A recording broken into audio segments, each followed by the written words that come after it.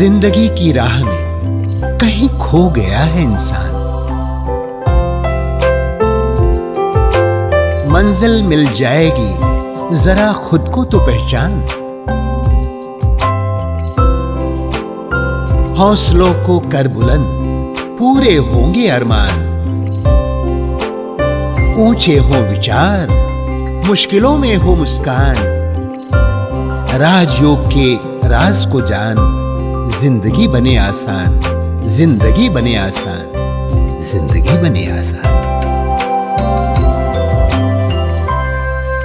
नमस्कार दोस्तों, ओम शांति। स्वागत है आप सभी का हमारे प्रोग्राम जिंदगी बने आसान में। दोस्तों, मनुष्य के जीवन में उसके लिए सबसे बड़ा बल होता है उसके संकल्प। जैसा वो सोचते हैं वैसा ही वो बन जाते हैं। आज हमारे साथ हैं डॉक्टर गिरीश पटेल जी, जो हमें मनोचिकित्सा के बारे में कुछ जानकारी देंगे। ओम शांति। ओम। Welcome to our show. ओम शांति। डॉक्टर साहब, हमने पिछले सीरीज में स्ट्रेस मैनेजमेंट के साथ डील किया था। हमने उसके बारे में सारी जो भी प्रॉब्लम्स थे वो हमने सॉल्व किए।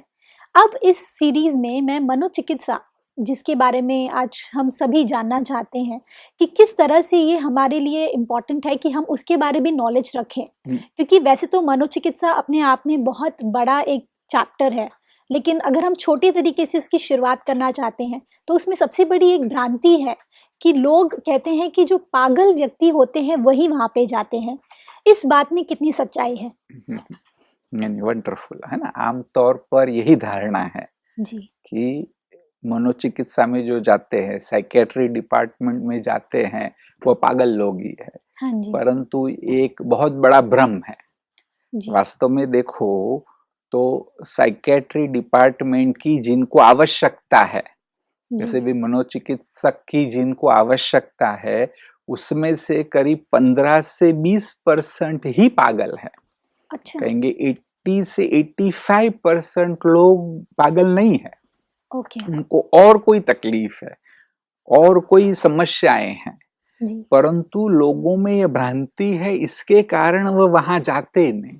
करेक्ट। हो सकता है कि जीवन भर दुखी होते हैं। हाँ जी। जीवन भर उस समस्या को झेलते रहते हैं। जी। तो यह जो मिसकंसेप्ट है उसको सबसे पहले दूर करने की आवश्यकता है। बिल्कुल। और इसके कारण समस्या जो होती है जी। कि जो मनोचिकित्सा नहीं लेते, विशेष तौर पर भारत में, जी। अगर आप वेस्टर्न कंट्री में जाएंगे तो कहते हैं कि हर दूसरे व्यक्ति का काउंसलर होता है।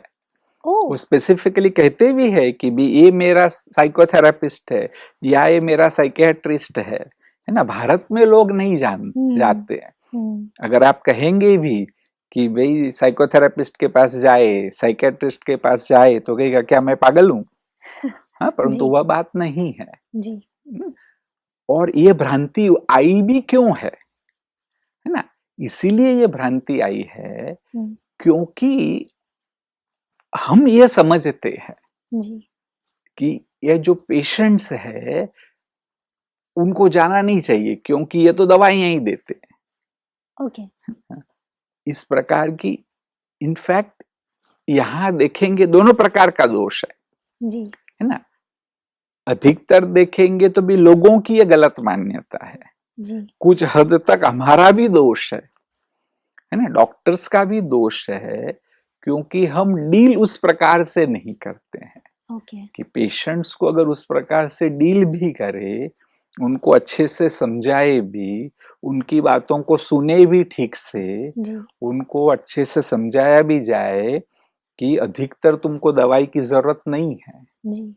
ना, उनकी बातों को सुना भी जाए ठीक से, तो भी ऑलमोस्ट मोर देन 50% वह बातें ठीक हो जाती है। हाँ जी। तो एक तो है ना, ये जो सारी बात है उसको दूर करने की जरूरत है लोगों के मन से भी, क्योंकि मन से निकालना थोड़ा मुश्किल होता है। क्योंकि जब हम आपके पास आते हैं एज अ साइकियाट्रिस्ट के पास में, तो हमारी सोच ही यही रहती है कि यहाँ पे तो सिर्फ पागल व्यक्ति आते हैं। तो पहले ही सोच हम अपने अंदर एक इंफीरियोरिटी कॉम्प्लेक्स लेके आते हैं कि मैं एक पागल तो नहीं हो गया कहीं। वो डर जो है, इसकी वजह से हम साइकियाट्रिस्ट के पास जाते नहीं हैं। तो यही बात है कि अलग अलग माध्यम से जैसे हमारा शो है वह बहुत बड़ा माध्यम है। हाँ जी। कि यहाँ जब मनोचिकित्सक के पास जाते हैं जी। तो सिर्फ पागल नहीं जाते, जी। है ना, वो थोड़े से ही है लोग, जी। है ना, आगे भी हम उसकी भी चर्चा कर पाएंगे। मेजोरिटी है उनको कोई प्रकार का स्ट्रेस है, बहुत सारी बीमारियां हैं जी। कि जो कोई भी प्रकार से पागलपन नहीं है। जी। और क्यों जाना है साइकेट्रिस्ट के पास? इसलिए जाना है क्योंकि आपकी जो एफिशिएंसी है, जी। जो बहुत सारी बीमारियां हैं कि जिससे आपकी एफिशिएंसी कम हो गई है। करेक्ट। कहते हैं कि आज जो हमारी एक्चुअल एफिशिएंसी है उसका हम 2-3% ही यूज कर रहे हैं ना। जो मन की जो एक्चुअल शक्ति है ना, उसका हम थोड़ा सा ही परसेंट यूज कर रहे हैं। जी। अगर हम नॉर्मल हो जाए तो आपकी एफिशिएंसी अनेक गुना बढ़ सकती है। अच्छा। हाँ, इसलिए भी हमें मनोचिकित्सक का जो है सहारा लेना चाहिए। हाँ जी। वो हर बार मनोचिकित्सक की जरूरत नहीं भी है। करेक्ट। ये नहीं कहेंगे कि भी हर बार मनोचिकित्सक के पास जाओ। करेक्ट। और बहुत सारी चीजें हो सकती है। हाँ जी। है ना, आज देखेंगे तो आध्यात्मिक बातें भी, जी। मेडिटेशन का अभ्यास करो, है ना, वो आपको नजदीक लाने में बहुत मदद करेंगे। ओके। आप साइकोलॉजिस्ट के पास भी जा सकते हैं। हाँ जी। कि जो आपको और ज्यादा नजदीक लाने में मदद करेंगे। हाँ जी। और फिर जब कोई समस्या है तो फिर ये साइकेट्रिस्ट के पास जाने की जरूरत है। और साइकेट्रिस्ट में भी बहुत सारे प्रॉब्लम्स है कि जो पागलपन नहीं है।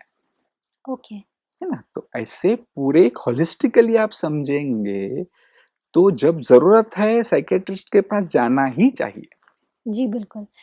डॉक्टर साहब, एक भ्रांति अब रही है कि लोग कहते हैं कि अगर साइकियाट्रिस्ट के पास जाएँगे तो कभी ठीक ही नहीं होंगे। ये एक बात के बारे में कितनी सच्चाई है? क्योंकि हम तो बहुत भरोसे से आपके पास आते हैं और ऐसे में अगर क्योर ही नहीं होंगे तो फिर आने का फ़ायदा क्या? नहीं, वंडरफुल। देखो ये भी बहुत बड़ी बात है। हाँ, अब ये जो बात है इसमें भी बहुत बड़ा स्टिग्मा है। ओके। कि यह जो स्टिग्मा है वो पहले स्टिग्मे के साथ जुड़ा हुआ है जी।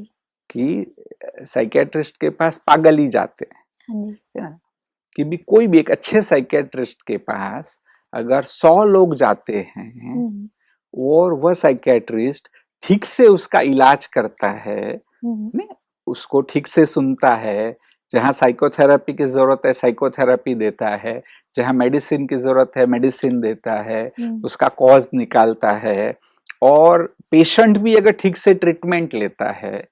यहाँ पेशेंट की भी गलती होती है अधिकतर कि पेशेंट भी ठीक से ट्रीटमेंट नहीं लेता है। जैसे हम जानते हैं कि भी टीबी की ट्रीटमेंट 8-9 महीने चलती है। जैसे कि टीबी के सिम्टम्स जो है जी। कि बुखार आना, खांसी होना, वो तो 2 महीने में भी चले जाएंगे जी। लेकिन कोई कहे कि मेरा बुखार ठीक हो गया, मेरी खांसी ठीक हो गई, अभी दवाई बंद, तो फिर से टीबी हो जाएगा। करेक्ट है ना, उसका जो कोर्स है 8-9 महीने का, तब तक उसको ट्रीटमेंट लेनी है। फिर डॉक्टर वो टेस्ट करेगा जी। और जब देखेगा कि अब बिल्कुल टीबी के जो जर्म्स है वो खत्म हो गए, तब वो कहेगा कि अब टीबी की दवा बंद कर दो। तो आप कहना चाह रहे हैं कि वो कोर्स जो है कंप्लीट करना चाहिए। हाँ, नहीं, जैसे टीबी में तो है ना वो उस प्रकार की टेस्ट है जी। कि भी वो एक्सरे करेगा और कुछ टेस्ट करेगा कि जिसको पता चलेगा कि भी ये उसके जर्म्स बिल्कुल खत्म हो गए। हाँ, लेकिन साइकेट्री में ऐसी 100% कोई टेस्ट नहीं है। ओके। कि भाई वो पूरे केमिकल स्टेबल हो गए। नहीं, ऐसी कोई साइकोलॉजिकल भी टेस्ट नहीं है कि भी आपका वो स्टेबल हो गया। साइकेट्रिस्ट जज कर पाएगा, काफी हद तक वो जज कर पाएगा, but it can not be 100% full proof. है ना, और अधिकतर तो वह भी लोग नहीं करते कि भी 3 महीने में मैं ठीक हो गया तो साइकेट्रिस्ट के पास जाना ही नहीं है, दवा बंद, और वो फिर से शुरू हो जाता है। करेक्ट। और फिर कहते कि अभी तो जाना ही नहीं है डॉक्टर के पास, और फिर हम साइकियाट्रिस्ट को ब्लेम करते।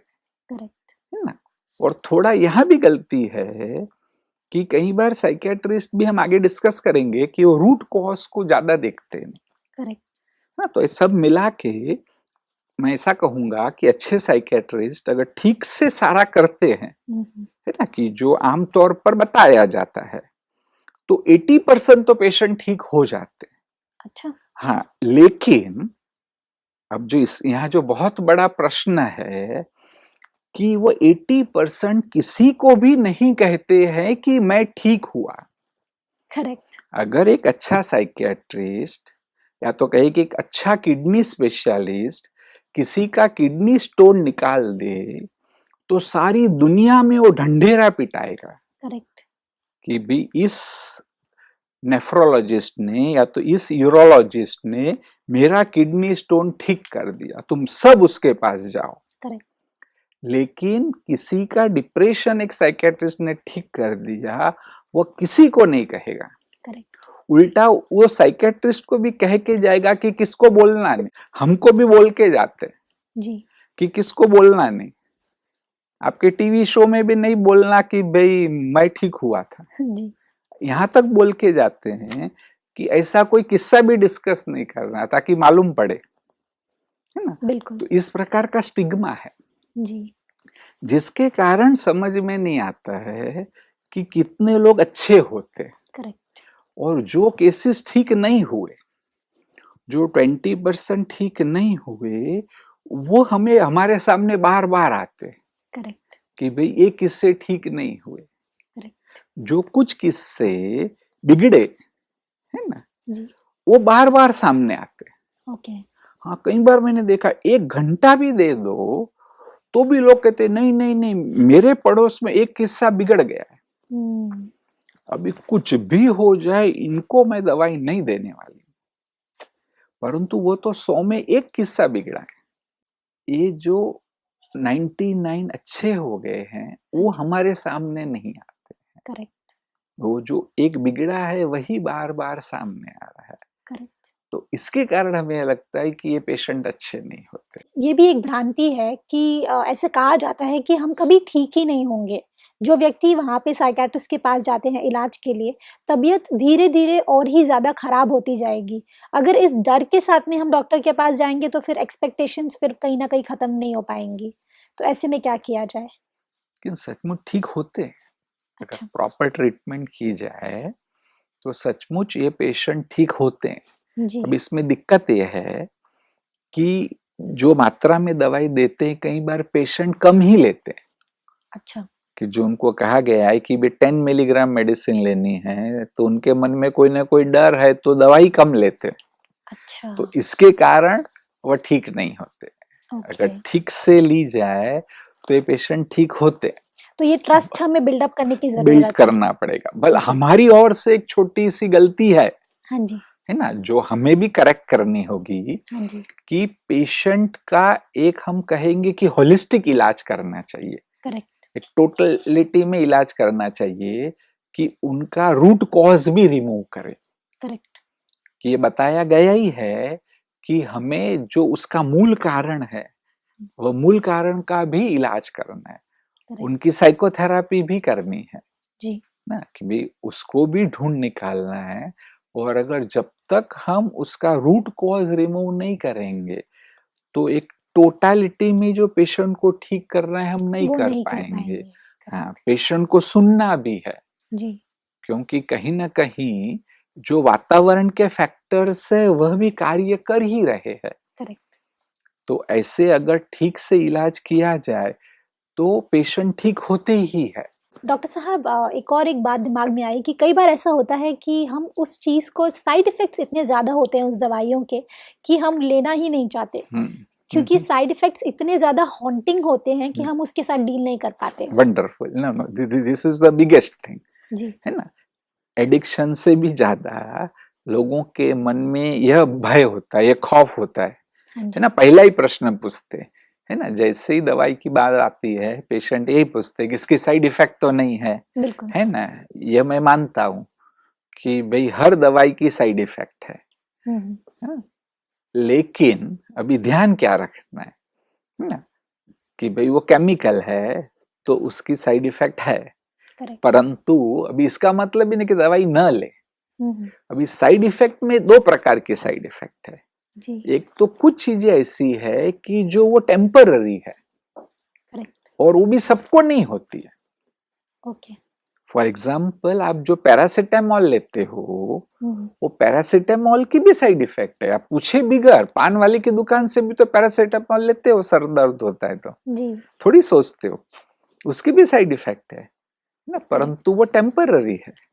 तो ऐसे ही जो साइकेट्रिक के मेडिसिन है, उसमें टेम्पररी कुछ हो सकता है कि आपका मुंह सूखता है, कोई कोई दवा में कॉन्स्टिपेशन होता है ना, परंतु ये टेम्पररी है। समझो आपने 5 दिन ली फिर बंद कर दी तो समाप्त हो जाएगा, है ना, वो कोई भी परमानेंट डैमेज नहीं होना है। डरना वहां पर है कि कोई दवा से अगर परमानेंट डैमेज होना है, कि कोई दवा से आपका लीवर डैमेज होना है, कोई दवा से आपकी किडनी डैमेज होनी है, थायराइड डैमेज होना है, कोई दवा से आपके ब्लड पर इफेक्ट होना है, और ऐसी कोई भी दवा डॉक्टर देंगे तो आपकी टेस्ट भी कराएंगे, और वो तभी देंगे कि तब बेनिफिट बहुत ज्यादा है और नुकसान थोड़ा है, और वो नुकसान बहुत कम है, और वो चेक भी करेंगे। और वो होता है 5-10% कोई, समझो 100 पेशेंट को दिया तो 5 को ही वो साइड इफेक्ट होने के पास, और वो चेक करेंगे जी। फॉर एग्जाम्पल कि भी लीवर डैमेज होने की पॉसिबिलिटी है, लेकिन वो चेक करेंगे और वो मात्रा कम होगी जी। समझो थोड़ा भी स्टार्ट हुआ तो दवा को बंद कर सकते हैं, बिल्कुल, बिल्कुल। लेकिन बेनिफिट बहुत बड़ा है, फिर आपका पूरा जीवन समाप्त हो रहा है, उसमें जो समस्या है ना, तो उसका बैलेंस वही तो डॉक्टर की एक्सपर्टी है, करेक्ट, कि उसको ये चेक करना है। तो इसलिए डॉक्टर जो दे रहा है, आप भले उन्हें ये कहो कि आप मिनिमम से स्टार्ट करिए, आप जो भी चाहते हैं वो टेस्ट करने को मैं तैयार हूँ जी, है ना, कि भी आप वो टेस्ट करिए ना, ऐसा करके आप स्लो जाइए तो बेनिफिट बहुत बड़ा है ना। उसको कर सोच करके दवा नहीं लेना, उसमें गलत है। हाँ, उसमें समस्या बहुत बड़ी बढ़ जाएगी, और वो थोड़ी सी है, करेक्ट है ना, ये मैं बता रहा हूँ, लेकिन वो 4-5 ही दवाइयां हैं कि जहां इस प्रकार की साइड इफेक्ट है, ओके है ना। हाँ, फिर बाकी सारी दवाइयां नॉर्मल है, वो सिर्फ हमें अपने क्योर करने के लिए ही दे रहे हैं। हाँ, और जहां वो जरूरी है वो लेना चाहिए, जैसे क्लोजापिन एक दवाई है ओके, कि जो वंडर कर सकती है कुछ मेडिसिन में, ओके, भले उसमें साइड इफेक्ट है कि व्हाइट ब्लड सेल्स की मात्रा एकदम कम हो जाती है, ओके, हाँ, लेकिन अब तक मेरे एक भी पेशेंट को नहीं हुआ। अरे वाह, हम चेक कर रहे हैं भाई, जब भी कईयों को संभावना है, लेकिन हम चेक करते हैं तो पकड़ में आ जाता है जी, सचमुच किसकी एकदम कम हो गई और उसको हमें एडमिट करना पड़ा, ऐसा कभी भी नहीं हुआ। अरे वाह, है ना, that is a good progress. हाँ, बट नहीं, अच्छे हुए बहुत सारे हैं। हाँ जी, कि जो एकदम क्रॉनिक केसेस थे, कि जो घर में बहुत बड़ी समस्या कर रहे थे जी, है ना, जो लोगों के घर परिवार वालों के लिए बहुत बड़ा सरदर्द थे जी, ऐसे लोग अच्छे हो गए, है ना, तो कहेंगे कि ब्लेसिंग बहुत बड़ा है, करेक्ट, खाली वो चेक करना पड़ेगा ना। तो इसलिए बस वो प्रॉपर एक अंडरस्टैंडिंग से नहीं, इट्स अ, जैसे भी मॉडर्न मेडिसिन का मैं समझता हूँ एडवांटेज एक ये है कि जो कुछ भी है वो ब्लैक एंड व्हाइट में है, करेक्ट, कि हमें पता है ना। कई बार ये मैं नेगेटिव नहीं बता रहा हूँ, हाँ जी, कि जैसे भी आयुर्वेद में कहते कि कोई साइड इफेक्ट नहीं है ना, परंतु ऐसा नहीं है। आयुर्वेद में भी हेवी मेटल्स होती है ना, it can have a side effect, okay, even Ayurveda has a side effect, नहीं उसमें है ना, लेड होता है कई बार, तो इट कैन, मैं नहीं कहता हूँ कि भी सब में होता है जी, बट अच्छा भी है भी, पर से एलोपैथी में ज्यादा साइड इफेक्ट है भाई, आयुर्वेद में साइड इफेक्ट बहुत कम है, लेकिन उसमें लेड होता है तो वो हो सकता है, ओके, तो है ना, वो हमको पता होना चाहिए। हाँ जी। डॉक्टर साहब, एक और बात, कई बार ऐसा होता है कि जब हम बात करते हैं साइकियाट्रिस्ट के पास जाने की, तो कई बार ऐसा होता है कि लोग हमें इतना ज़्यादा डरा देते हैं कि हम जा ही नहीं पाते, क्योंकि जैसे ही हम साइकियाट्रिस्ट का नाम लेते हैं, जैसे हमने पहले भी डिस्कस किया, कि लोगों को लगता है नहीं ये तो आपको और तबीयत खराब कर देंगे। तो ऐसे में लोगों की बातों को किस तरह से एब्जॉर्ब करके उसके बाद हम आपके पास आए? सबसे अच्छा तो यह है कि जो लोग अच्छे हुए हैं जी, है ना, उनको मोटिवेट करना चाहिए, या तो वो लोग सामने आए, है ना। सचमुच मैं बताऊंगा, और मेरे कुछ पेशेंट है इससे। अच्छा। हाँ, मेरी एक डीवीडी, पहले हमारा एक पूरा सा डिप्रेशन पे शो चला है। अच्छा। है ना, अवेकनिंग विद ब्रह्मा कुमारीज में डिप्रेशन पे एक पूरी सीरीज चली है। अच्छा। वो कईयों ने देखी। हाँ जी। उसमें भी हमने इसी बात का जिक्र किया था। तो कुछ लोगों ने वो देखी और वो देख के मेरे पास आए और कहा कि देखो हमारे रिलेटिव अच्छे हो जाएंगे ना, हम सबको बोलेंगे। और सचमुच उनके रिलेटिव अच्छे हुए, उन्होंने सबको बोला। ऐसे बहुत सारे लोग हैं जिन्होंने नेट पे भी लिखा अपने नाम से कि हमारे रिलेटिव अच्छे हुए, इनके पास आप जाओ। तो no, they are strong people. Exactly. है ना, और ऐसा बहुतों को करना चाहिए। बिल्कुल ना, और ऐसा अगर काफी लोग करने लगे तो एक माहौल बनेगा कि भाई ये पेशेंट अच्छे होते हैं, और इसके बारे में स्टिग्मा नहीं रखना चाहिए। बिल्कुल। डॉक्टर साहब, अभी आपने कहा कि हमें रूट कॉज को जानने की जरूरत है, तो फिर ऑटोमेटिकली हमारी बीमारी खत्म हो जाएगी। तो वो रूट कॉज को कैसे हम ढूंढे? नहीं, वंडरफुल। जो भी बीमारियां हैं साइकेट्री में, अलग अलग प्रकार की बीमारियां हैं। मैंने काफी इस पर चिंतन किया और मैं ये नतीजे पे आया, जो हम अगर थियरीज को भी देखते हैं कि आज साइकेट्री में जो थियरी है, अलग अलग प्रकार की थियरी है। कुछ जो थियरी है कि भी सिगमंड फ्रॉइड ने इसको थोड़ा ज्यादा सिस्टमैटिक रूप दिया। हाँ, भल आज जो सिगमंड फ्रॉइड की थियरी है उसको ज्यादा एक्सेप्ट नहीं करते हैं। करेक्ट। उसके बाद भी जैसे कि कार्ल युंग आए, जो उनके स्टूडेंट थे, कि जिन्होंने उसमें कुछ परिवर्तन लाया।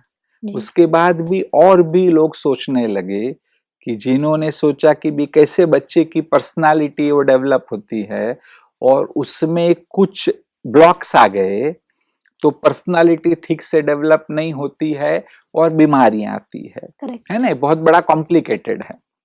जब मैं भी साइकोथेरेपी सीख रहा था तब काफी दिनों तक पढ़े, लेकिन तो भी कंफ्यूज होते थे कि भाई यह सचमुच समझ में नहीं आता है कि भाई अलग हम 5 ऑथर्स को पढ़ेंगे तो वो सब की जो बातें है ना मेल नहीं खाती है कहीं।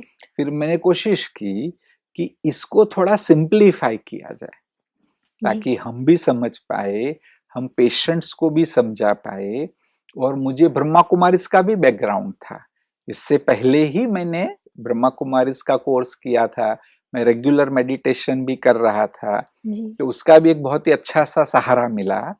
और फिर मैंने जो बात को समझा अच्छे से, और उसके बाद मैं ये नतीजे पे आया कि बचपन से ही लेकर के, या तो कहे कि जब बच्चा माँ के गर्भ में है तब से लेकर के, या तो पूर्व जन्म की भी बात हो सकती है, हम आत्मा को मानते हैं तो पूर्व जन्म की भी बात हो सकती है, कि जो भी ऐसी घटनाएं हैं कि जिसके साथ बहुत ही पावरफुल इमोशंस जुटे हुए हैं, है ना, कि जो इमोशनल घटनाएं हैं, अच्छी भी हो सकती है, बुरी भी हो सकती है। बिल्कुल। कि जो इमोशनल घटनाएं हैं वो इमोशनल घटनाएं आत्मा पर छप जाती है। ओके।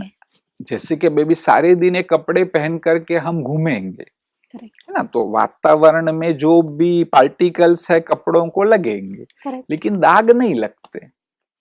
परंतु कहीं पर हम घूम रहे हैं, डांबर लग गया तो डांबर का दाग लग जाएगा, है ना, क्योंकि वो पावरफुल है। तो ऐसे ही समझो हमने 1 साल बिताया, भी लोग मिले आए तो कुछ नहीं है, परंतु कोई इमोशनल घटना होगी तो वह हमारे आत्मा में वह लग गई, है ना। और फिर वह जो लगी वह हमें कंट्रोल करेगी। वो हो सकता है 10 साल 20 साल के बाद भी वह घटना हमें कंट्रोल करेगी। और उसको, वह जो दाग लगा उसको हम कैसे मैनेज करते हैं उस पर सारा मदार है। You know how you manage the whole event. अगर आप कोई रीति से उसको पॉजिटिवली मैनेज करते हैं तो हो सकता है कि वो पॉजिटिव हो। Correct. अगर उसको आप पॉजिटिवली मैनेज नहीं कर सकते हैं तब वो प्रॉब्लम करेगा, तो हो सकता है कि वो डिप्रेशन कर ले। करेक्ट, हो सकता है कि वो आपको और कोई बीमारी भी कर ले, है ना। तो इस प्रकार से यह साइकोलॉजिकल बीमारियां होती है। करेक्ट, और अगर सरल भाषा में समझाना हो, मैंने कई बार यह समझाया है कि इस प्रकार की जो इमोशनल घटनाएं होती है कि एक आत्मा का स्वभाव है कि वह प्लेजर को चाहता है और वह दुख से दूर होना चाहता है ना।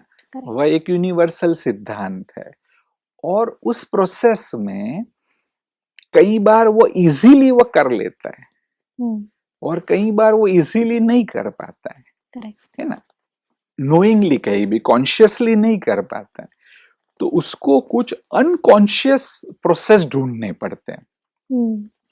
और वो जो अनकॉन्शियस प्रोसेस होते हैं वो ऐसे हो सकते हैं कि जो एबनॉर्मल है, ओके, ना।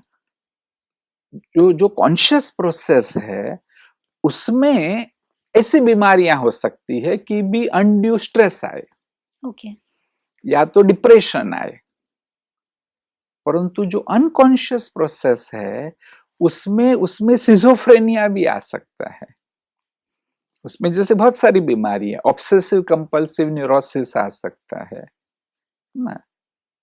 एक बाइपोलर डिजीज होता है, बाइपोलर डिजीज हो सकता है। हाँ जी, कि क्योंकि वो जो प्रोसेस उसका है वो अननोइंगली पूरा वो कर रहा है, ओके, है ना। तो ये जो हमारी मैकेनिज्म है वह मैकेनिज्म पर पूरा मदार है।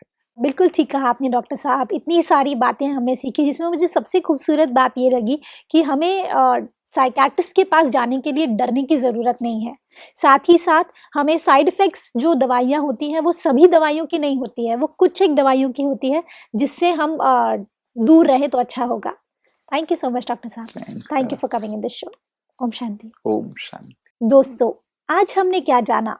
आज हम सभी एक मानसिक समस्या से अगर जूझ रहे हैं तो हमें उसका जवाब ढूंढने के लिए और किसी के पास जाने की ज़रूरत नहीं है।